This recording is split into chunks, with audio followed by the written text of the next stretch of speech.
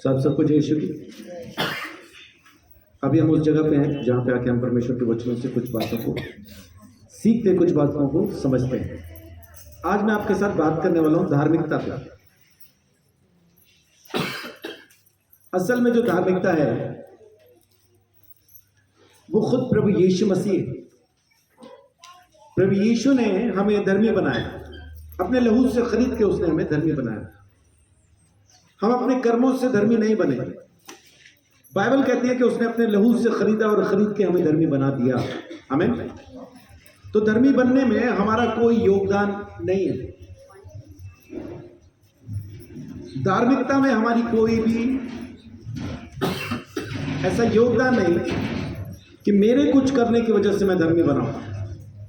Bible कहती है कि उसके लहू के द्वारा हम धर्मी बने। आमीन। रोमियो 5:9 पढ़िए।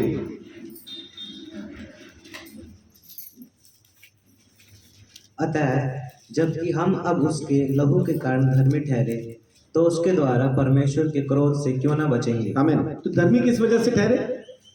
उसके लहू की वजह से।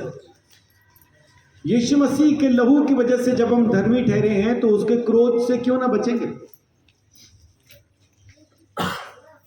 और दूसरा कुरिन्थियों 5:21 कहता है वो जो पाप से अज्ञात था उसी को परमेश्वर ने हमारे लिए पाप ठहराया ताकि हम यीशु में होके परमेश्वर की धार्मिकता बन जाए। तो अभी हम परमेश्वर की धार्मिकता यीशु की वजह से है, यीशु के लहू की वजह से हम धर्मी हैं। तो हमारे धर्मी बनने में हमारे कर्म काम नहीं करते, यीशु मसीह का अनुग्रह काम करता है, परमेश्वर का प्रेम काम करता है, पवित्र आत्मा की सहभागिता काम करती है। बगैर इसके हम धर्मी नहीं बन सकते। बगैर यीशु मसीह के हम धर्मी बन ही नहीं सकते। सोच भी नहीं सकते कि हम किसी भी तरह से धर्मी बन पाएंगे। ये उसी का अनुग्रह है, उसकी रहमत है, उसी की दया है। तो फिर आज धार्मिकता पे हम आकर क्या बात करने वाले हैं? धार्मिकता पे आज जो हम बात करने वाले हैं वो ये है कि कुछ जिम्मेदारियां इंसान होने के नाते हमारी भी बनती हैं। इस धार्मिकता के लिए कुछ जिम्मेदारियां हमारी भी हैं। धार्मिकता दी परमेश्वर ने, फिर से याद कराऊं, हम धर्मी बन नहीं सकते। धर्मी उसी ने बनाया, उसी ने अपने अनुग्रह से हमें धर्मी ठहराया है। परमेश्वर हमें धर्मी कहता है, परमेश्वर हमें धर्मी कहता है। हम खुद को धर्मी नहीं कह पाते। हम कहते हैं मैं पापी हूं और परमेश्वर वहां से कहता है कि तू धर्मी है क्योंकि मैंने तुझे अपने बेटे के लहू से खरीद के धर्मी बनाया। हमारा कहना है कि मैं पापी हूं। तो अब हमारी जिम्मेदारियां क्या है वो थोड़ा सा देख लेते हैं। मत्ती 5:6 हमें इसकी खोज में, इसकी तलाश में रहना चाहिए। धार्मिकता की खोज में लगे रहना चाहिए। मत्ती 5:6 धन्य है वे जो धार्मिकता के भूखे और प्यासे हैं, क्योंकि वे तृप्त किए जाएंगे। आमीन। किसके भूखे प्यासे हैं? धार्मिकता के। धार्मिकता के जो भूखे प्यासे हैं वो तृप्त किए जाएंगे। हर बार मैं आपको याद कराता चलूं कि धार्मिकता परमेश्वर ने दी है, हम कमा नहीं सकते, अपने कर्मों से हम धर्मी बन नहीं सकते। यशायाह नबी 64:6 में लिखता है कि तुम्हारे धर्म के काम तो मैले चिथड़ों के जैसे हैं, घास फूस के जैसे हैं। जैसे घास शाम तक मुरझा जाती है, खत्म हो जाती है, वैसा ही तुम्हारे धर्म के काम भी हैं। तो ये मैं आपको याद करा दूं कि हमारे धर्म के काम बेकार हैं। असल धार्मिकता खुद यीशु है। यीशु हमारे लिए धर्म है, यीशु हमारे लिए परमेश्वर की धार्मिकता है, और यीशु में होके हम भी परमेश्वर की धार्मिकता है। आमीन। मेरे साथ एक बार कहिए, मैं परमेश्वर की धार्मिकता हूं। आमीन। जब मैं परमेश्वर की धार्मिकता हूं तो फिर मुझे और जरूरत क्या है? जरूरत है कि जो चीज आपको दी गई है उसकी जिम्मेदारी को निभाने की।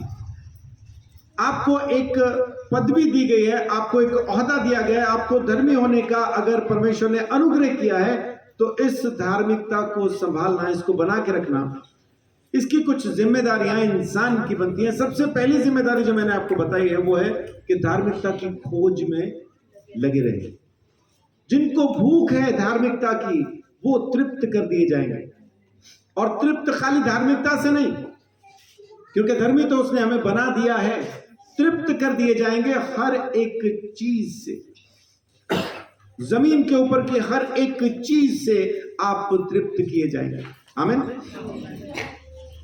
अभी कुछ दिन पहले तक मुझे ये टेंशन थी कि साल खत्म हो गया, साल खत्म हो गया, बच्चों की फीस एकदम से आएगी, अब 20-25 हजार रुपया, 30 हजार रुपया एकदम से खर्चा आएगा। कहां से होगा मेरे को नहीं पता था, लेकिन अभी है मेरे पास, परमेश्वर ने दिया है, अब कर सकते हैं, अब कर सकते हैं। आप खाली धार्मिकता से तृप्त नहीं किए जाएंगे, आप हर एक चीज से तृप्त किए जाएंगे। आपको परमेश्वर किसी चीज की घटी नहीं होने देगा। आप सिर्फ, परमेश्वर ने क्या कहा, प्रभु यीशु मसीह ने एक बात कही, क्या कहता है कि पैसों की चिंता तो वो लोग करते हैं जिनके पास मैं नहीं हूं। अन्य जाति इस खोज में रहते हैं, अन्य जातियों को तलाश होती है पैसे की। तुम्हारा बाप जानता है कि तुम्हें चाहिए, तो इसके लिए क्या करें? एक ही काम, मेरी धार्मिकता की खोज करो, स्वर्ग और धर्म की खोज करो, बाकी सब चीजें तुम्हें यूं ही दे दी जाएंगी। आमीन, आमीन। तो सबसे पहली चीज, धार्मिकता की खोज में रहें। सुबह शाम उठते बैठते सोते जागते बस इस खोज में रहें कि मैं परमेश्वर की धार्मिकता को हासिल कर लूं, कैसे मैं उसको बना के रखूं। मेरी जिंदगी से परमेश्वर का राज्य और उसका धर्म दूर ना होने पाए। 24 घंटे आपके अंदर बस एक ही लगन होनी चाहिए, परमेश्वर का राज्य और उसका धर्म। उठते बैठते सोते जागते, क्योंकि जो आपके ख्याल में है वही आपका परमेश्वर है। अगर आपके ख्याल में पैसा है तो पैसा आपका परमेश्वर है, और अगर आपके ख्याल में कोई इंसान है तो वो आपका परमेश्वर है। अगर आपके ख्याल में कोई समस्या लगातार चल रही है तो वो समस्या आपका परमेश्वर है। आपके ख्याल के अंदर अगर कोई झगड़ा लगातार चल रहा है तो वो झगड़ा आपका परमेश्वर है। जो आपके जहन के अंदर लगातार चल रहा है वही आपका परमेश्वर है, क्योंकि आपने उस जगह पे जहां पे परमेश्वर को होना चाहिए उसको स्थान दिया है। परमेश्वर किस जगह में आके वास करना चाहता है? परमेश्वर आपकी सोच में रहना चाहता है। बहुत बार फिल्मों में हमने देखा होगा, है ना, वो एक तरफा प्यार होता है ना, वो हीरोइन से कोई प्यार करता है, वो उसको पसंद नहीं करती है, उसके बाद जो कोई भी हीरोइन के आसपास आएगा ये उसको मार देगा, क्योंकि इसको जलन होती है कि वो इसके पास कैसे आया।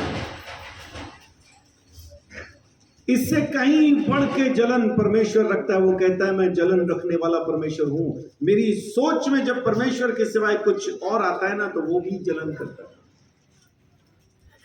तो इससे पहले कि आप परमेश्वर को उस जगह पहुंचाएं कि वो जलन करने लगे, अपनी सोच में परमेश्वर को ले आए, उसी को सोचें, बस उसी को सोचें।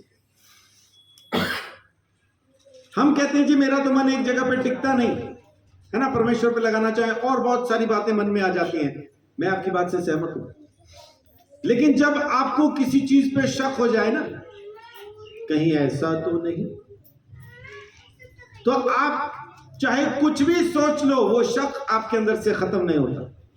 तो अब बताएं बड़ा कौन, परमेश्वर या आपका शक? है ना, शक ही बड़ा है, क्योंकि वो खत्म ही नहीं हो रहा। अब परमेश्वर तो कुछ भी नहीं है, आप सोचना शुरू करते 5 सेकंड में खत्म हो जाता है, कुछ और सोच आ जाती है। तो आपका परमेश्वर शक है, परमेश्वर आपका परमेश्वर नहीं है। तो जिसको आपने अपनी सोच में बिठा लिया वही परमेश्वर है। धन्य है वे जो धर्म की खोज में है, जो धर्म के प्यासे, भूखे हैं, प्यासे हैं, वो तृप्त किए जाएंगे। तो पहली चीज, परमेश्वर की धार्मिकता की खोज में रहें, उठते बैठते सोते जागते हर घड़ी, हर घड़ी बस परमेश्वर आपके अंदर रहना चाहिए।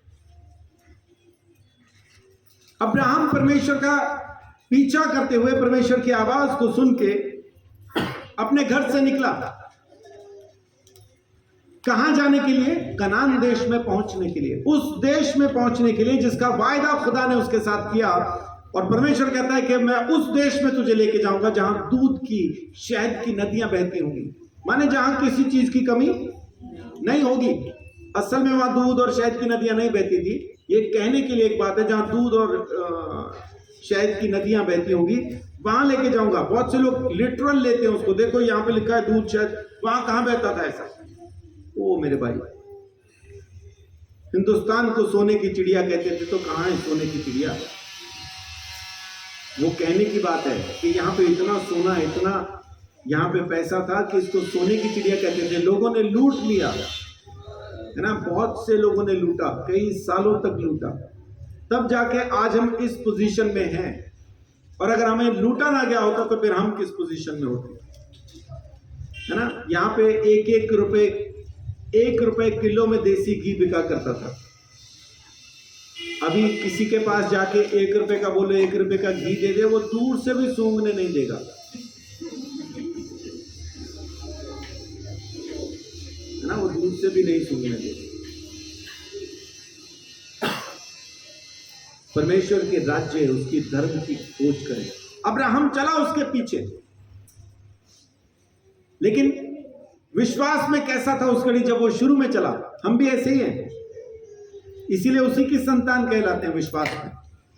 जब वो चला तो कैसा था? जैसे अकाल पड़ा मिस्र को चला गया। परमेश्वर ने कहा था उसको मिस्र में जा, नहीं कहा, लेकिन अकाल देख के मिस्र में चला गया और वहां पे जाके अपनी बीवी को बहन कहने लगा। और खाली बहन बोल नहीं रहा है, जब राजा ने उसको अपनी बीवी होने के लिए मांगा तो दे भी दिया, और एक अच्छे भाई के जैसा उसकी विदाई भी कर दी। बहना खुश रहना। वो तो परमेश्वर ने मिस्र के राजा के साथ बात की कि खबरदार, जब उनको विपत्तियां आ पड़ी तब उनको पता चला हमने कुछ ना कुछ तो पंगा लिया। फिर पता चलता है कि भाई ने बहन बोल के बीवी हमारे साथ विदा कर दी। उसको बुलाया, उसको बहुत पैसा दिया, बीवी के बदले में पैसा भी ले लिया उसने, बीवी की कीमत भी ले ली, सोना चांदी रुपया पैसा जानवर नौकर नौकरानियां सब ले लिए, अमीर हो गया, बीवी बेच के अमीर हो गया। हम भी ऐसे ही हैं, परमेश्वर की तसल्ली परमेश्वर की आशीष को बहुत बार बेच देते हम पैसे के चक्कर में, और बेच के अमीर होके फिर हम खुश भी होते हैं कि देखो आ गए। लेकिन जब विपत्तियां आती हैं समस्याएं आती हैं तो लौट के फिर वहीं आते हैं अकाल वाली जगह में, मिस्र देश में। अब वो जो वहां से लेके आया था, ये मैं आपको बता रहा हूं 13 अध्याय की बात, उत्पत्ति 13 अध्याय के अंदर उसने अपनी बीवी को दिया फिरौन को, वहां से पैसे लिए लौट आया, और उसके बाद परमेश्वर ने उसको उसके भतीजे से अलग करके कहा अब ये देश मैं तुझे दूंगा, और फिर वो अलग अलग हो गए। 14 अध्याय के अंदर लूत को जब लूट लिया गया, 14वें अध्याय में जाके वो लड़ा और लड़के लौट के आया तो रास्ते में उसको शांति का राजा मिलता है। आमीन। शालेम का राजा नाम था मलिक सदक, परमेश्वर का याजक, शांति का राजा उसको रास्ते में आके मिलता है। और 2 चीजें उसको कहता है, 300 नौकरों के साथ जाके अब्राहम ने सब कुछ जीत लिया। अब कहीं ना कहीं तो अंदर फूला हुआ होगा ना, माल भी बहुत आ गया और हमारा बंदा भी एक भी नहीं मरा, मैं सब कुछ वापस ले आया हूं। इसने आके इसकी ट्यूब में से वो फूक निकाली मलिक सिदक ने। देखिए 14 अध्याय के अंदर, उत्पत्ति 14, अगला पेज पढ़, यहाँ पे पढ़िए, मलिकिसिदक जब मिलता है उसको, क्या आयत है ये ऊपर? 14 का 17 से पढ़िए। जब वह कदोर्लाओमेर और उसके साथी राजाओं को जीतकर लौटा आता था, तब सदोम का राजा शावे नामक तराई में, जो राजा की तराई भी कहलाती है, कहाँ का राजा? शालोम का राजा। पढ़िए। जो राजा की तराई भी कहलाती है, उससे भेंट करने के लिए आया। तब शालेम का राजा मलिकिसिदक, जो परम प्रधान ईश्वर का याजक था, रोटी। शालेम का मतलब क्या है? शांति। शांति का राजा मिला अब इसको, है ना, शांति का राजा मिला जी। क्या बोला उसने? रोटी और दाखमधु ले आया, प्रभु भोज ले आया उसके पास, और उसने अब्राहम को यह आशीर्वाद दिया, परम प्रधान ईश्वर की ओर से, जो आकाश और पृथ्वी का अधिकारी है, तू धन्य हो। सबसे पहली चीज क्या बोला? कि पैसे के लिए घमंड ना कर, है ना, तू अमीर तो बन गया किसी तरह से, लेकिन उसकी तरफ से तू धन्य है जो आसमान और जमीन का मालिक है। आमीन। पहली चीज, ये सारा पैसा इसको लेके ये ना सोच कि तू अमीर हो गया, परमेश्वर को धन्यवाद दे क्योंकि वो सब चीजों का अधिकारी है। तो पहली हवा तो ये निकाली उसकी, है ना, कि तू अपनी मेहनत से अमीर हुआ या अपनी तरफ से तूने कोशिश करके कुछ किया है, तू उसकी वजह से धन्य है जो जमीन और आसमान का मालिक है। आगे। और धन्य है परम प्रधान ईश्वर, जिसने तेरे द्रोहियों को तेरे वश में कर दिया है। आमीन। 300 लोगों को ले गया, 5 राजाओं को हरा दिया, लेकिन दूसरा आशीर्वाद क्या कहता है? कि धन्य है तू, क्योंकि परमेश्वर ने तेरे दुश्मनों को तेरे हाथ में कर दिया, तू अपनी मेहनत से जीत के नहीं आया। तो ये 2 चीजें वहां पे अब्राहम को कही। उसके बाद अब्राहम ने क्या बोला? मैं कुछ नहीं लूंगा, मैं तुझसे जूती का बंद भी नहीं लूंगा, कहीं तू ये ना कहे कि तेरी वजह से अमीर हूं। ये फिरौन को भी कह सकता था, वो जब उसने उसकी बीवी के एवज में उसको पैसा दिया ना, वहां नहीं बोला, वहां तो सब ले लिया था, लेकिन अभी मलिकिसिदक ने आके जब उसको कहा ना, तो वो बात समझ में आ गई। अब बोलता है नहीं लूंगा, कुछ नहीं लूंगा, कहीं तू ये ना कहे कि तेरी वजह से मैं अमीर हो गया। हम भी ऐसा ही हैं, धार्मिकता की खोज न करने की वजह से कई बार हम बहुत बार पैसे के पीछे या किसी चीज के पीछे चले जाते हैं, लेकिन जब वहां जाके समझ में आता ना, उसके बाद फिर हम भी कहते हैं अब नहीं लूंगा, कहीं तू ये ना कहे कि तेरी वजह से मैं अमीर हूं, अब मैं परमेश्वर की वजह से अमीर होऊंगा।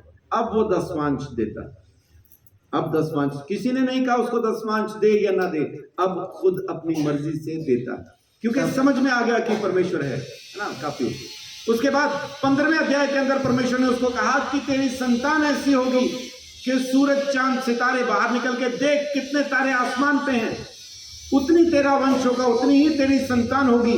15 अध्याय के अंदर परमेश्वर उससे वायदा कर लिया, और 16वें अध्याय में फिर हाजिरा के पास चला गया। 15वें अध्याय में परमेश्वर उसके साथ वायदा करता है, 16वें में फिर हाजिरा के पास है, वहां जाके फिर संतान पैदा कर लिया, है ना। हम अपनी मेहनत छोड़ते नहीं, लगे हुए अपने कारोबार में, हम ही पैदा कर लेंगे, दिक्कत ही नहीं। परमेश्वर कह रहा है ये नहीं है, मैं दूंगा तुझे, टेंशन क्यों लेता है। उसके बाद आता है 17वां अध्याय, उसकी पहली आयत। जब अब्राहम 99 वर्ष का हो गया, तब यहोवा ने उसको दर्शन देकर कहा, मैं सर्वशक्तिमान ईश्वर हूँ, तेरी उपस्थिति में चल, मेरी उपस्थिति में चल और सिद्ध होता जा, और सिद्ध होता जा। आमीन। अब वो बात आती है, अब परमेश्वर उसके साथ एक वाचा भी बांधता है कि तू अब खतना करा, पूरे खानदान का करवा। और उसने उसी दिन परमेश्वर की बात को माना। जैसे ही उसने परमेश्वर की बात को माना, जैसे उसके सामने दीन हुआ, नम्र हुआ, परमेश्वर के सामने उसकी बातों को सुनने और मानने लगा, 18वें अध्याय के अंदर परमेश्वर उसके घर पे आ गया, उसके साथ खाना खाने के लिए। आमीन, आमीन। और यहीं पे उसके साथ वायदा भी किया, है ना। 19वें अध्याय के अंदर फिर वो उसके साथ 20वें अध्याय में उसके साथ वायदा करता है, और 20वें अध्याय के अंदर फिर दोबारा भाई ने अपनी बीवी फिर दोबारा दे दी। 20वें अध्याय में अबीमेलेक को दे दी इस बार, और इस बार परमेश्वर ने सीधा सीधा अबीमेलेक को बोला, उसको हाथ ना लगाना, वो मेरे नबी की बीवी है। और वहां पे उसने पहली बार प्रार्थना की अब्राहम ने, और स्त्रियों की कोख खुल गई, सब बच्चे पैदा करने लगी, क्योंकि उनकी कोख को परमेश्वर ने बंद कर दिया था। अब सारा कितना टाइम उसके पास रही मालूम नहीं, क्योंकि कोख बंद हुई, पता चला उनको कि बंद है, उसके बाद प्रार्थना की तो खुली। लेकिन परमेश्वर ने सारा को हाथ लगाने नहीं दिया, अबीमेलेक उससे दूर ही रहा। 21वें अध्याय के अंदर यह पैदा होता है। 21वें अध्याय में इसहाक पैदा होता है। देखिए मेरे को वैसे ही याद है, आप देखते जाइए ना, मैं बोलता चला जा रहा हूं तो वैसा है कि नहीं पता नहीं। 21वें अध्याय में इसहाक पैदा होता है, और अब जाके अब्राहम पूरी तरह से परमेश्वर के पास आ गया, क्योंकि अब उसने देख लिया कि वो जो कहता है सच कहता है। इसलिए 22वें अध्याय में अब अपने बेटे को मोरिया पर्वत पे कुर्बान करने के लिए लेके पहुंच जाता है। आमीन। हम भी इसी सफर के मुसाफिर हैं। बहुत बार हमसे भी गलतियां होंगी, बहुत बार हम भी परमेश्वर की योजना के बाहर होंगे, लेकिन अच्छी खबर यह है कि परमेश्वर हमको कभी नहीं छोड़ता। आमीन। मैं चाहे कनान में हूं, मैं चाहे मिस्र में हूं, मैंने चाहे बीवी बेच दी, मैंने चाहे बच्चे बेच दिए, मैंने चाहे खुद को बेच दिया, परमेश्वर उन सबको लौटा के मेरे पास वापस लाएगा और सबको एक साथ बैठा के कहेगा, मैं तेरा बाप हूं, टेंशन ना ले, मैं तेरे साथ हूं। आमीन। तो इसलिए अच्छी खबर यह है कि हम उसके धर्म की खोज करें, बाकी सब चीजें वो अपने आप पूरी कर देंगे। हालेलुया। उसके साथ चलना, उसकी उपस्थिति में उठना बैठना सीखें, उसके साथ चलना सीखें, अपनी सोच में परमेश्वर को ले आए। जब वो आपकी सोच में अपना सिंहासन लगा लेगा ना, तो फिर आपको किसी चीज की कमी नहीं रहेगी, किसी चीज की घटी नहीं रहेगी। जो चाहो मांगो, परमेश्वर आपके लिए पूरा कर देगा। आमीन। आपको खाली सोचना है और परमेश्वर इंतजाम कर देगा। हालेलुया। पहली चीज, धार्मिकता की खोज में रहे। दूसरा, धार्मिकता के दास बन जाओ, धार्मिकता को अपने ऊपर राज करने दो, धार्मिकता के अधीन चलो। इस तरह से धर्मी बनो कि धार्मिकता आपको चलाए, धार्मिकता के चलाए चलो, धार्मिकता के लिए काम करो। पहले हम पाप के लिए काम करते थे ना, अपने शरीर को, अपने अंगों को पाप के लिए इस्तेमाल करते थे। अब इस मंदिर को परमेश्वर के धर्म के लिए, परमेश्वर के धार्मिकता के लिए इस्तेमाल कीजिए और परमेश्वर आपको इस चीज के लिए बरकत देगा। आमीन। रोमियो 6:13।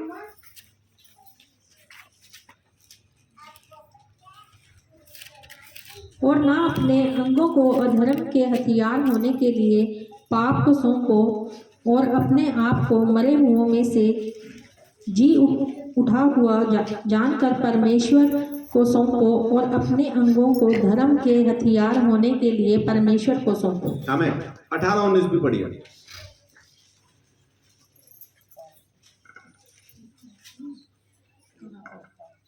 और पाप से छुड़ाए जाकर धर्म के दास हो गए। किसके दास हो गए? धर्म के दास हो गए। पाप से छुड़ाए जाके अब हम धर्म के दास हो गए हैं।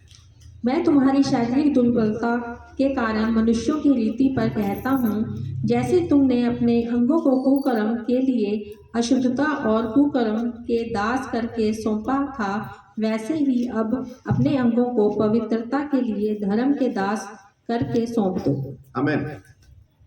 अब किसके दास करके अपने आप को सौंप दो? धर्म के दास। अब धर्म के दास हो जाओ। जैसा धर्म आपको कहे वैसा चलो, जैसा धर्म आपको कहे वैसा चलो। अब धर्म कौन है?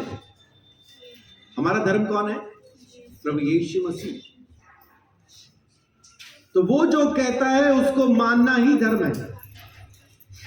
यीशु मसीह ने जो कहा, यीशु मसीह को मानना धर्म नहीं है ना। बहुत बार हम क्या सोचते हैं जी, हम तो यीशु को मानते हैं तो हमारा धर्म तो यीशु ही है। मानने से वो धर्म नहीं है हमारा।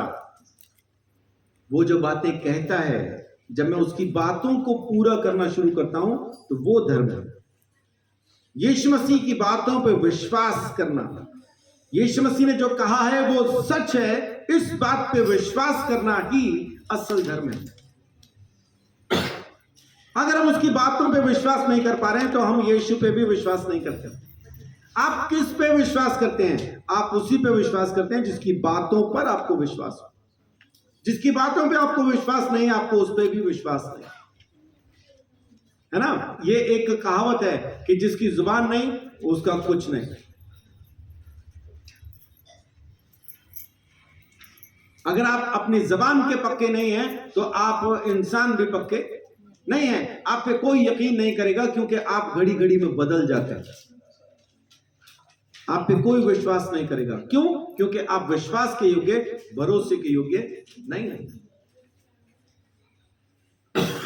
अगर आप यीशु पर भी ऐसा ही विश्वास करते हैं कि आप उसकी बातों पर विश्वास नहीं कर पा रहे, तो फिर इसका मतलब है कि आपको इस बात का यकीन नहीं है कि यीशु मसीह जो कुछ कहता है सच कहता है। उसकी बात पे विश्वास करना ही धर्म है। अब्राहम 15, उत्पत्ति 15 का 5 में अब्राहम को कहा गया कि तू देख आसमान के तारे, इतना ही तेरा वंश होगा। और 15 का 6 कहता है उसने यहोवा की इस बात पर विश्वास किया और ये बात उसके लेखे में धर्म गिनी गई। उत्पत्ति 15 का 6 कहता है उसने यहोवा की उसकी बात पर विश्वास किया था और यही उसका धर्म गिना गया। तो आप जब धर्म के दास बनते हैं तो इसका मतलब है कि जो कुछ यीशु कहता है आप उस पर विश्वास करते हैं। और विश्वास करने का मतलब है कि आप वही करते हैं जो उसने कह दिया। जैसे उसने कहा चिंता ना कर, तो ना करो, बस इतना ही तो करना है।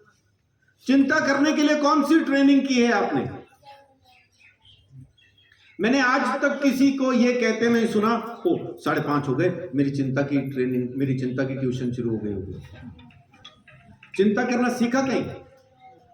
नहीं सीखा ना, अपने आप ही करते हो ना। तो चिंता ना करना भी आपको कहां से सीखना है? बस आपको चिंता नहीं करनी है।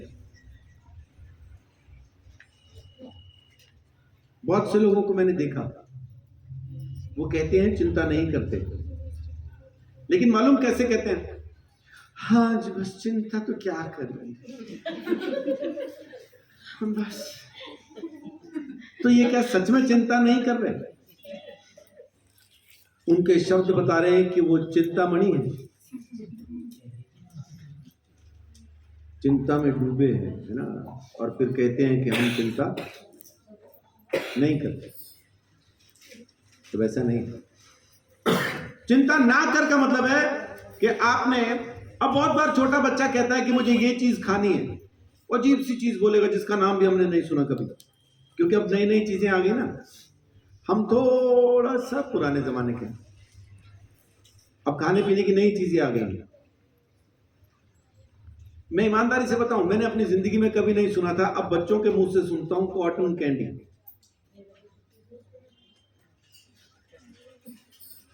अब हमारे हिसाब से रुई कौन खाता, लेकिन वो कुछ है ना जो बच्चे खा रहे हैं, हमें नहीं पता, हमें नहीं पता, है ना। हम खाते थे बुड्ढी के बाल, और बच्चे क्या खाते आजकल? Cotton candy. मेरे को पहली बार पता चला, अच्छा ये बुड्ढी के बाल होते हैं।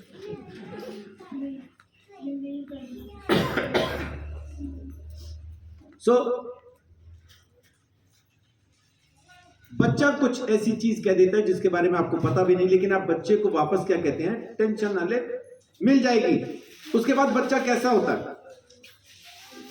बच्चा खुश हो जाता है, खेलने लगता है वापस, थैंक यू पापा, थैंक यू मामा बोल के वापस। उसको मिला थोड़ी है कुछ, उसको मिला नहीं है कुछ भी, खाली तसल्ली दी है बाप ने, माँ ने कि मिल जाएगा, और उसको लगता है कि मिल गया। यही चीज परमेश्वर हमसे चाहता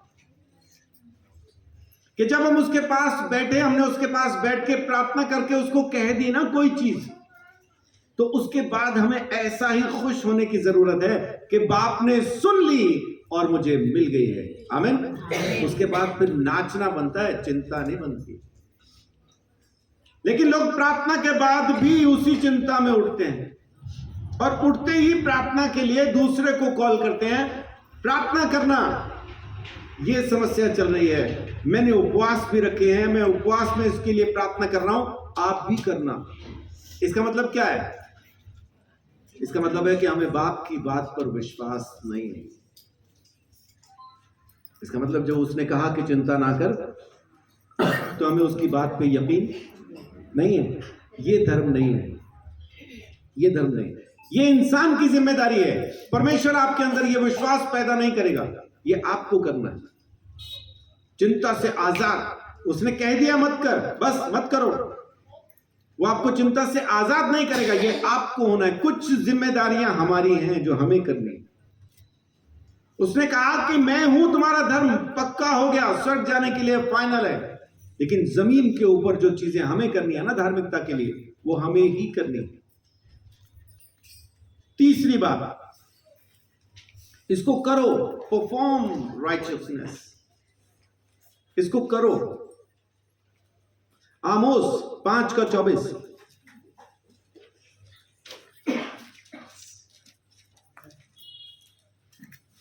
परंतु न्याय को नदी के समान और धर्म को महानद के समान बहने दो। बहने दो, बहने दो, इसको होने दो।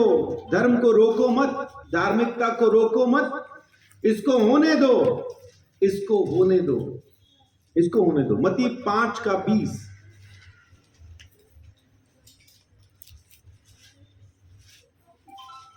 तुम्हारी धार्मिकता शास्त्रियों फरीसियों से बढ़ के होनी चाहिए। जी, क्योंकि मैं तुमसे कहता हूँ कि यदि तुम्हारी धार्मिकता शास्त्रियों और फरीसियों की धार्मिकता से बढ़कर ना हो तो तुम स्वर्ग के राज्य में कभी प्रवेश न करने पाओगे। हाँ, यहाँ पे यीशु मसीह क्या बताना चाह रहा है उनको, कि शास्त्री फरीसी बहुत अच्छे से अपनी धार्मिकता को प्रकट करते थे, दिखाया करते थे अपने कामों से कि हम कितने धर्मी हैं। और यीशु मसीह क्या कह रहा है कि जब तुम मेरे पीछे चलती हो तो तुम्हारे धर्म के काम, तुम्हारी धार्मिकता शास्त्रियों फरीसियों से बढ़ के होनी चाहिए। तुम्हारे धर्म के काम उनसे ज्यादा दिखने चाहिए। लेकिन हम इसमें इस वचन को पढ़ने के बाद हम क्या सोचते हैं, नहीं दिखाने के लिए कुछ नहीं करना, तो कुछ तो करो। हम दिखाने के लिए कुछ नहीं करते और फिर हम कुछ नहीं करते, क्योंकि कुछ करेंगे तो दिखेगा ना। तो हम दिखाने के लिए कुछ नहीं करते, इसलिए हम कुछ नहीं करते। यीशु मसीह कह रहा है तुम्हारी धार्मिकता शास्त्रियों फरीसियों से बढ़ के होनी चाहिए। परफॉर्म राइचियसनेस, अपनी धार्मिकता को करो, वो आपकी परफॉर्मेंस दिखनी चाहिए। आप परफॉर्म करोगे तभी परमेश्वर भी और लोग भी ये जान पाएंगे कि परमेश्वर की असल धार्मिकता क्या है और कैसी। और परमेश्वर भी आपको देखेगा, आपको देखेगा, क्योंकि आप ये परफॉर्मेंस, आप ये धार्मिकता इस वजह से कर रहे हैं ताकि बाप खुश हो। लोगों को दिखाने के लिए नहीं कर रहे, परमेश्वर के लिए कर रहे। इसलिए करो, करो, धार्मिकता को रोको मत, धार्मिकता को परफॉर्म करो, उसको करो, करके दिखाओ, तब ये आपकी प्रैक्टिस में आना शुरू होगा। अगर आप करेंगे नहीं तो आपकी प्रैक्टिस में भी नहीं आएगा। चौथी बात, धार्मिकता का पीछा करो, पीछा करो। यशाया 51:1, यशाया 51:1। हे धर्म पर चलने वालों, हे यहोवा को ढूंढने वालों, कान लगाकर मेरी सुनो। जिस चट्टान में से तुम खोदे गए और जिस खदान में से तुम निकाले गए उस पर ध्यान करो।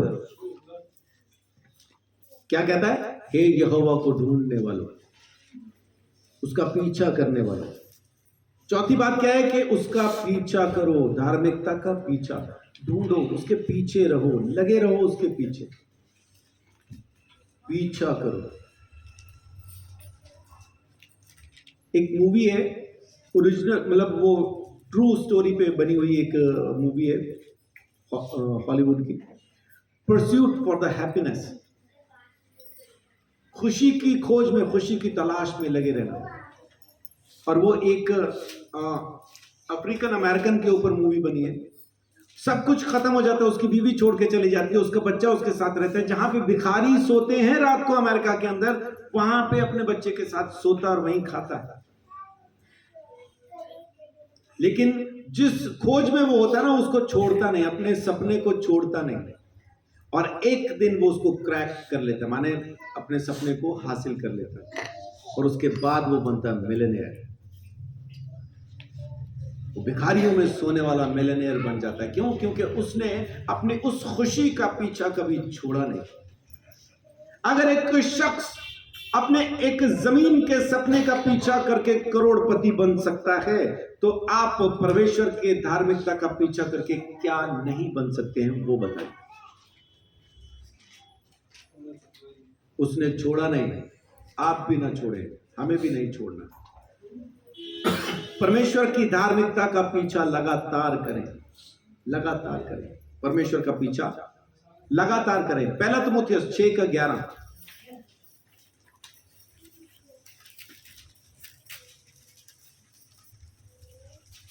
पर हे परमेश्वर के जन, तू इन बातों से भाग और धर्म, भक्ति, विश्वास, प्रेम, धीरज और नम्रता का पीछा कर। हाँ, किसका पीछा कर? प्रेम, पढ़िए जरा लिस्ट, वो क्या है जिसका पीछा कर? प्रेम, धीरज और नम्रता। प्रेम, धीरज, नम्रता, भक्ति, विश्वास, इनका तू पीछा कर, है ना? पीछा कर। पीछा करने का मतलब क्या है? अगर हम किसी का पीछा कर रहे हैं तो किस लिए कर रहे हैं? ताकि जान सकें कहां जा रहा है, कहां रहता है। और एक बार जब हमें पता चल जाए कि वहां जा रहा है और वहां रहता है, तो उसके बाद फिर हम उस जगह पे पहुंच पाते हैं, उसके घर पे पहुंच पाते हैं, वहां जाके उससे मुलाकात कर पाते हैं। अच्छा, आप यहां रहते हैं, मैं आप ही को ढूंढ रहा था। और जब आप इसका पीछा करेंगे तो आप उस घर में भी पहुंच जाएंगे जहां पे ये रहते हैं, और उस घर का नाम है यीशु। सेक्टर 10 के अंदर एक चंगाई सभा हुई थी। तो 2-3 साल के बाद एक भाई मुझे मिलते हैं और मिलके मुझे बड़ी खुशी के साथ कहते हैं, मैं आपको पिछले 3 साल से ढूंढ रहा हूं। क्यों?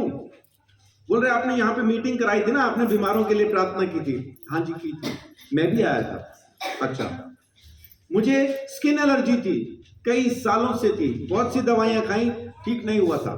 अच्छा, उस दिन आपने जब प्रार्थना की उसके बाद से मैं अच्छा हो गया, अब मुझे वो एलर्जी नहीं है। हालेलुया, यीशु ने उनको चंगा किया। और कमाल की चीज बताऊं, मैं सेक्टर 10 में जहां पे वो सभा हुई थी ना, उसके सड़क पार, बस ये पार्क में सभा हुई थी, सड़क के उस तरफ उस मकान में रहता था। उस भाई को पता नहीं था मैं कहां रहता हूं, और उस भाई का मकान पिछली वाली लेन में ही था। हम कोई बहुत दूर लंदन में नहीं बसे हुए थे। पैदल चल के जाएं तो मेरा ख्याल 100 कदम मुश्किल से हमारे घरों में दूरियां होंगी। लेकिन 3 साल में उनको मिला नहीं, क्योंकि उनको पता नहीं था कि मैं कहां रहता हूं। लेकिन मेरा चेहरा उनके जहन में था और मुझे ढूंढ रहे थे। और आखिर एक दिन जब मैं उनको मिला तो मैंने उनको बताया मैं तो यहीं रहता हूं। तो बड़े हैरान हुए, कह रहे अच्छा आप यहीं रहते थे। अब उनको मकान मालिक का नाम भी पता है, मकान मालिक के सारे सब कुछ पता है, लेकिन उनको ये नहीं पता था कि मैं कहां रहता हूं। बहुत बार ना हमें ये संयम, विश्वास, प्रेम, इनके बारे में सब कुछ पता होता है, बस ये नहीं पता होता कि रहते कहां हैं, रहते कहां हैं ये नहीं पता होता। हम अपनी तरफ से उनको पाना तो चाहते हैं, लेकिन मिलेगा तब जब पता चले कि रहता कहां है। तो पीछा करें, क्योंकि ये सब यीशु में ही रहते हैं। जब आप यीशु में पहुंचेंगे सब मिलेंगे, आपको सब मिलेगा। तो पीछा कीजिए। दूसरा तिमुथियुस 2:22। जवानी की अभिलाषाओं से भाग और जो शुद्ध मन से प्रभु का नाम लेते हैं उनके साथ धर्म और विश्वास और प्रेम और मेल मिलाप का पीछा कर। आमीन, आमीन। तो कुछ चीजों से भाग और कुछ का पीछा कर। परमेश्वर की धार्मिकता का पीछा कीजिए। ये इंसान का फर्ज है, ये परमेश्वर नहीं करेगा। परमेश्वर ने आपको धर्मी बना दिया, अपने बेटे के लहू के द्वारा खरीद के आपको अपनी संतान बना लिया, उसका काम उसने पूरा किया। अब इंसान का जो फर्ज बनता है धार्मिकता के लिए, वो मैं आज आपको बता रहा हूं। पहला, जो मैंने सबसे पहली बात बताई, उसकी खोज में रहो। दूसरा, धार्मिकता के दास बन जाओ। तीसरा, धार्मिकता को करना शुरू करो, धार्मिकता को परफॉर्म करना शुरू करो। चौथा, धार्मिकता का पीछा करो। और पांचवी बात, धार्मिकता को पहन लो, धार्मिकता को पहन लो। पुट ऑन राइचियसनेस, धार्मिकता को पहन लो। इफिसियों 4:24, इफिसियों 4:24। और अपने नए मनुष्य तब को पहन लो जो परमेश्वर के अनुरूप सत्य की धार्मिकता और पवित्रता में सृजा गया है। हमें अपने नए मनुष्यत्व को पहन लो। ये तो आधा है इसमें। अपने मनुष्यत्व को पहन लो, क्योंकि वो परमेश्वर की धार्मिकता में सृजा गया है। तो परमेश्वर की धार्मिकता को पहन लो। पहनने का मतलब क्या है कि एक आम इंसान, एक नॉर्मल शख्स जब किसी वर्दी में आ जाता है तो उसका अस्तित्व बदल जाता है, हमारा भी नजरिया उसके लिए बदल जाता है। अभी आप हॉस्पिटल में बैठे हैं और आपको इंतजार है कि एक नर्स आएगी और आके आपको इंजेक्शन, बीपी चेक करेगी, कुछ भी मतलब कुछ करने वाली है। आप वेट कर रहे हैं कब आएगी, और वहां पे बहुत सारे लोग और भी घूम रहे हैं। इतने में एक लड़की वहां पे आती है, जीन्स टॉप पहन के आपके पास आके पूछती है क्या काम है, तो आप उसको बोल रहे हैं नर्स की वेट कर रहे हैं, परेशान है। तू एक और आगे पूछने क्या काम है। अब ये चली गई अंदर, अंदर जाके अब इसने वर्दी बदली, अपनी वो नीली हरी नर्स जैसी दिखने वाली यूनिफॉर्म में अभी आ गई। अब जब ये आके पूछेगी तो आपकी सारी थकान उतर जाएगी, सारी झल्लाहट खत्म हो जाएगी, और सब छोड़ के अब आप सिर्फ इसी को बताएंगे जो कुछ ये पूछेगी, जो पूछेगी आप बताएंगे। क्यों? क्योंकि अब उसकी यूनिफॉर्म देख के आपको ये पहचान हो गई है, नर्स है। जूडो का मैच, जूडो का कंपटीशन चल रहा है, और वहां पे कोई जूडो खेलने के लिए रिंग के अंदर उस जगह पे पहुंच के जीन्स में और टी शर्ट में कोई भाई जाके खड़ा हो जाए, उसको लड़ने देंगे क्या? क्यों नहीं? उसको आता है जूडो, तो वो जूडो का प्लेयर है, बहुत अच्छा जूडो जानता है, उसको खेलने क्यों नहीं देंगे? क्योंकि वो उस घड़ी लड़ने वाली यूनिफॉर्म में नहीं है। उसको वो जूडो वाला वो पहनना ही पड़ेगा, उसको आता हो ना आता हो। वो जूडो वाली ड्रेस में जब वहां पे अंदर जाके खड़ा होगा तो कोच, वो रेफरी लड़ाई शुरू करवा देगा, चाहे पहली ही पटकी में खत्म हो जाए वो, है ना, लेकिन वो करेगा ऐसा। इसका मतलब है कि जब आप एक यूनिफॉर्म को पहन लेते हैं ना, तो जमीन के ऊपर के हर एक शख्स की नजर, उसका नजरिया आपके लिए बदल जाता है। भाई जमीन पे खाली इंसान नहीं जी रहे, आत्मिक जीव भी जीते हैं, जिसमें दुष्ट आत्मा, प्रधान अधिकारी, हाकिम, अंधकार के अधिकारी सब हैं। अब आप खुद वहां पे खड़े हैं यीशु मसीह के नाम से, पता नहीं आपसे डरेगा या नहीं डरेगा। लेकिन अगर आपने परमेश्वर की धार्मिकता, प्रभु यीशु मसीह को पहन लिया है, नए मनुष्यत्व को अगर पहन लिया, तब अगर आप वहां पे खड़े हैं, बेशक आपका उसकी तरफ ध्यान हो या ना हो, वो आपको छुएगा भी नहीं। आमीन। एक जेब कतरा किसकी जेब छोड़ता है? पुलिस वाले की। खाली पुलिस वाले की जेब में हाथ नहीं मारता वो, क्योंकि उसको पता है बाकी पकड़ेंगे तो लड़के छूट के भाग जाएगा। पुलिस वाले ने अगर पकड़ लिया तो लड़ भी नहीं सकता, उसको मार भी नहीं सकता, ये अंदर भी कर देगा और ले जाके रिपेयर भी करेगा। मेरी जेब काटेगा तू, ये बोल बोल के मारेगा पुलिस वाला, मेरी जेब काटेगा तू, है ना। और फिर बार बार घूम घूम के उसके सामने खड़ा होके बोलेगा, ले डाल हाथ, अब डाल, अब डाल जेब में हाथ, है ना। पीटेगा भी और कुछ कर भी नहीं पाएगा। तो ये क्यों उसकी जेब में हाथ नहीं डालता? यूनिफॉर्म की वजह से। मैं फिर से आपको बताऊं, अगर आपने परमेश्वर की धार्मिकता को पहन रखा है और आप गलती से शैतान के कब्जे में, उसके इलाके के अंदर पहुंच गए हैं, तो भी शैतान आपको आपकी वर्दी की वजह से नहीं छू सकता, क्योंकि आपने उसकी धार्मिकता को पहन रखा। आमीन। अभी तक अगर नहीं पहना दिक्कत नहीं, अभी पहन लीजिए, इसमें देर नहीं लगती, क्योंकि उसने दे रखी है ये बर्तन। आपने उसको खूंटी पे टांग रखा है, अलग बात है, उतारो खूंटी से, पहन लो, मौका है, ये समय है पहनने का। पुराना मनुष्यत्व उतार के खूंटी पे टांग दो और नया मनुष्यत्व उतार के पहन लो, जो कि परमेश्वर की धार्मिकता और परमेश्वर के स्वरूप में सिरजा गया है। आमीन। ये जिम्मेदारी हमारी है।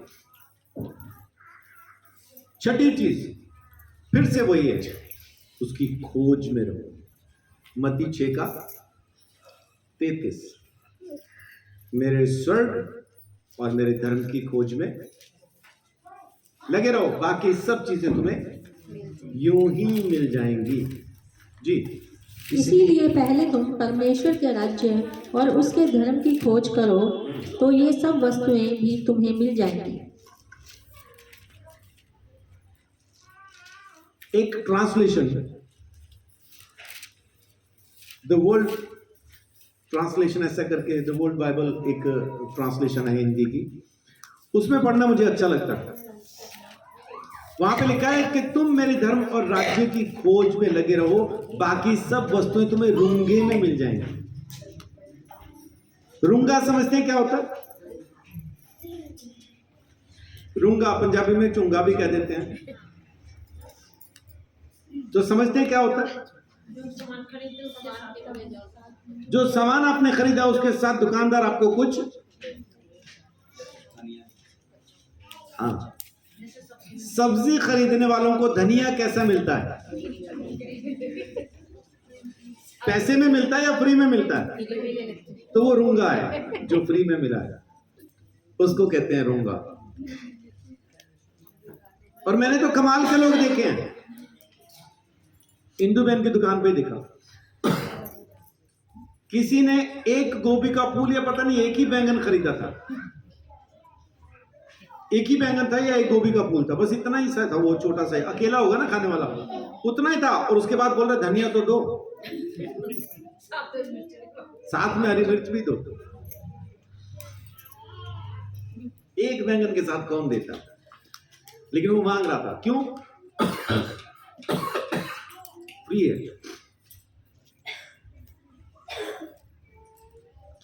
उस दिन रिंकू चला गया ढाबे पे खाना खाने के लिए, तो उसने पूछा प्लेट कितने की है, खाना कितने का है?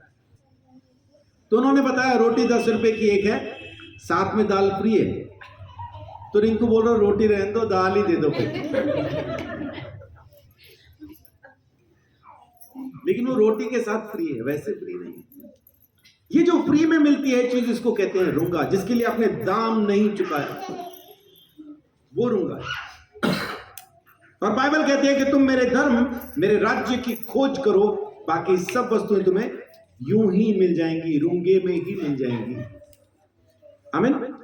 तो ये अपना फर्ज है कि हम उसके धर्म और राज्य की खोज करें। बाकी तमाम चीजें, जमीन के ऊपर के हर एक चीज परमेश्वर हमको यूं ही देगा, है ना? बीवी, पति, बच्चे, अच्छा परिवार, नौकरी, घर, मकान, गाड़ी, घोड़ा, बंगला, सब देगा, फ्री में देगा, फ्री में देगा। बस उसके धर्म की खोज करें, उसके राज्य की खोज करें। और ये कहां होती है ये खोज? यहां दिमाग के अंदर, सोच में। आपकी सोच में जब परमेश्वर का राज्य आ जाएगा, आपकी सोच में जब परमेश्वर की धार्मिकता आ जाएगी, तो समझो कि आप उसकी खोज में हैं। तो बस लगे रहो, यहां लगे रहो। इस जगह में सिवाय यीशु मसीह के, सिवाय उसके वचन के कुछ और नहीं आना चाहिए। बाकी सब वो आपको यूं ही देगा। आमीन। सातवीं बात, धार्मिकता के फलों को लेके आए। धार्मिकता के फलों को लेके आए। यूहन्ना बपतिस्मा देने वाला शास्त्रियों फरीसियों को सांप के बच्चे क्यों कहता है?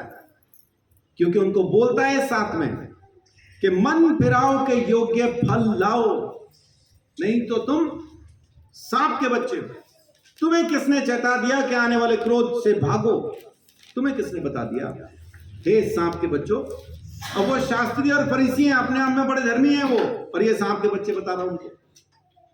क्यों? क्योंकि उनकी सोच गलत थी, उनकी सोच बेकार थी, उनकी सोच के अंदर गड़बड़ थी। इस वजह से तो अपनी सोच में परमेश्वर को लाएं, परमेश्वर के राज्य को लाएं, बाकी सब वो पूरा कर देगा। आमीन। होशे 10:12।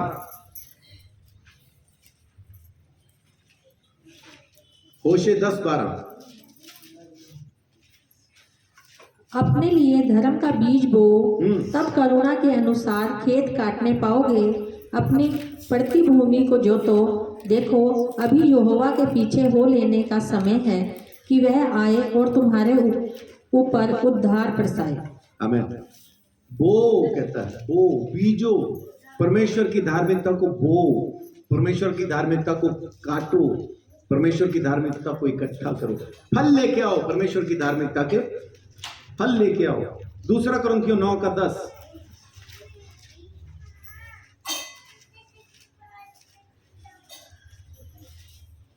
अतः जो बोने वाले को बीज और भोजन के लिए रोटी देता है, वह तुम्हें बीज देगा और उसे फलवंत करेगा और तुम्हारे धर्म के फलों को बढ़ाएगा। आमीन। आमीन। करो, उसके फलों को बो, उसकी फसल को बो, धार्मिकता को बो, फसल लेके आओ और वो बढ़ा देगा। वो आपकी धर्म की फसल को बढ़ा देगा। आप करना शुरू कीजिए, परमेश्वर उसको बरकत देगा। आमीन। इब्रानियों 12:11। वर्तमान में हर प्रकार 12:11। इस कारण एक ही जन से जो मरा हुआ सा था आकर 12:11। इब्रानियों 12:11।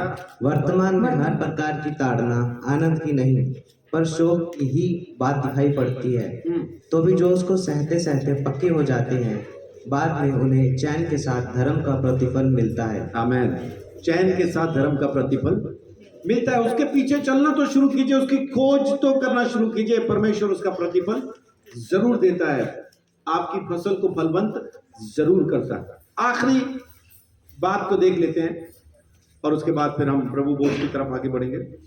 लिखा है कि धार्मिकता के लिए जीना शुरू करो। Live for righteousness. धार्मिकता के लिए जीना शुरू करो। पहला पत्रस 2:24।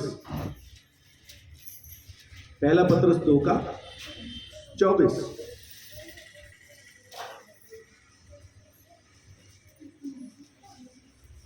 वह आप ही हमारे पापों को अपने देह पर लिए हुए क्रूस पर चढ़ गया, जिससे हम पापों के लिए मरकर धार्मिकता के लिए जीवन बिताएं। आमीन। किसके लिए जीवन बिताएं? धार्मिकता के लिए। ऐसा क्यों करें? क्योंकि प्रभु यीशु मसीह ने खुद ही ये काम हमारे लिए कर दिया है, हमारे लिए मर गया ताकि हम धर्मी बन सकें। तो अब अपना फर्ज क्या बनता है कि अब हम धार्मिकता के लिए जीवन बिताएं। आमीन। तो एक बार फिर से आपको रिस्पॉन्सिबिलिटीज बता देता हूं, राइचियसनेस की, धार्मिकता की जिम्मेदारियां बता देता हूं। परमेश्वर ने हमें धर्मी बना दिया, अब हमारा फर्ज क्या है, हमारी जिम्मेदारियां क्या हैं, याद करवा देता हूं। पहला, इसकी खोज में लगे रहें। दूसरा, धार्मिकता के दास बन जाएं, उसको अपने पे राज करने दें। परमेश्वर की धार्मिकता का आप पे राज हो। यीशु मसीह कहता ना, तेरा राज्य आए, तो वो कहां आएगा? मेरी सोच में, मेरे ख्यालों में, मुझ में उसका राज्य आएगा। तो परमेश्वर के धर्म को अपनी सोच पे राज करने दें। तीसरा, इसको परफॉर्म करना शुरू कीजिए, धर्म के काम करना शुरू कीजिए। बाइबल कहती है कि जो धर्म के काम करना जानता है, जो भलाई करना जानता है लेकिन नहीं करता, तो ये उसके लिए पाप है, उसके लिए ये पाप है। चौथी चीज, धार्मिकता का पीछा करो। पीछा करो, उसे हासिल करो, पकड़ लो, थाम लो। जहां वो रहता है, जहां वो रहती है, उस जगह पे पहुंचो। धार्मिकता जिस जगह पे आपको मिले, पहुंचो, वहां पहुंचो। पांचवी चीज, धार्मिकता को पहन लो। आपकी जो यूनिफॉर्म है, आपका जो बाहर जो दिख रहा है, सारे संसार को परमेश्वर की धार्मिकता दिखनी चाहिए। खास तौर से स्पिरिचुअल रियलम के अंदर आप यीशु मसीह के जैसे दिखने चाहिए, यीशु की धार्मिकता जैसा दिखना चाहिए। उसको पहन के रखो। छठी बात, उसकी खोज करो। मेरे धर्म, मेरे राज्य की खोज में लगे रहो। सातवीं बात, धार्मिकता के फल लेके आओ। और परमेश्वर कहता है कि तुम्हारा फल फिर बना भी रहेगा, कोई उसको तोड़ ना पाएगा, कोई उसे खत्म ना करने पाएगा। आठवीं बात, धार्मिकता के लिए जीना शुरू कीजिए। आमीन। ये धार्मिकता के लिए हमारी जिम्मेदारियां हैं। परमेश्वर ने हमें धर्मी ठहरा दिया, परमेश्वर का धन्यवाद, उसने सेंत में दिया, कोई कीमत हमें चुकानी नहीं है। लेकिन उसने जब हमें धर्मी ठहरा दिया तो कुछ जिम्मेदारियां फिर अब अपनी बनती। इन जिम्मेदारियों को पूरा कीजिए, इन जिम्मेदारियों को पूरा कीजिए। परमेश्वर ने हमें धर्मी ठहरा दिया, इसमें कोई डाउट नहीं, हमें कोई शक नहीं है।